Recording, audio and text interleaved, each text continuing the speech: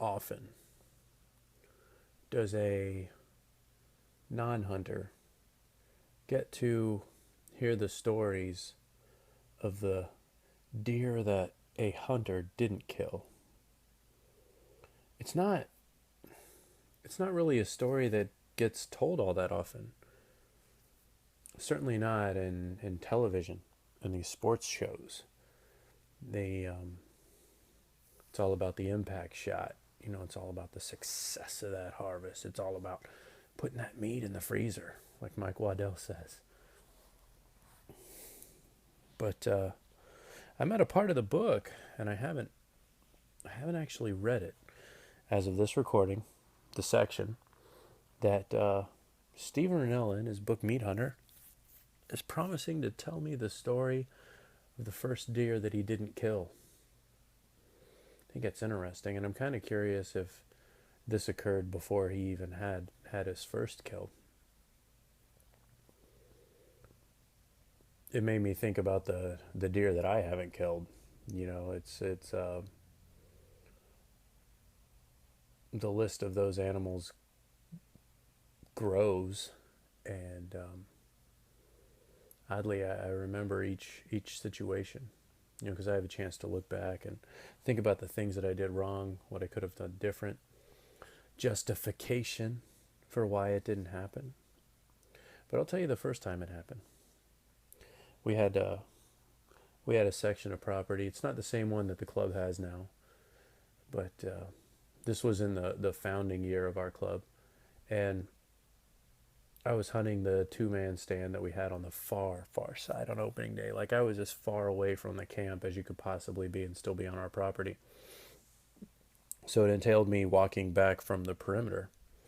And I had stayed in the stand till about, I don't know, it was hot. I stayed in the stand till about 10:30 that morning. And it was an interesting morning. And I came down because I had seen turkey that morning, and I had seen some wild dogs. And I came down and feeling kind of downtrodden because for some reason I go into the woods with this delusion that I'm going to kill something. And I'm walking along the perimeter of our property, and then all of a sudden I'm playing with my phone and stuff, not even thinking about it. And all of a sudden I see a fawn. And I didn't know at the time that it was a fawn. All I saw was a deer. And my bow is not ready for action at all. It's just not. The arrows are in the quiver.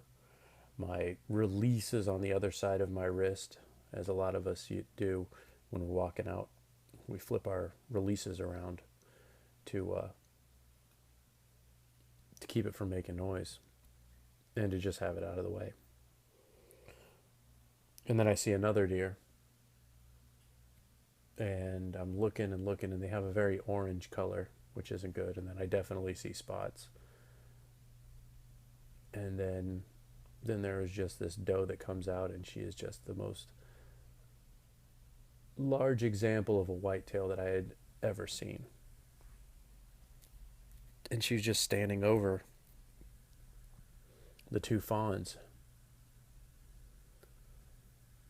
And it was like this sandwich of animals, My heart was pounding.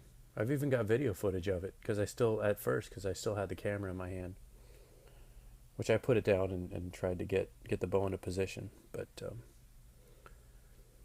I ended up not taking the shot because of how close she was to the fawns. And later on, as I've thought about it more, that's not the type of kill that I will ever take. If two fawns are with a doe, I'm not going to take them. Definitely not when they have spots.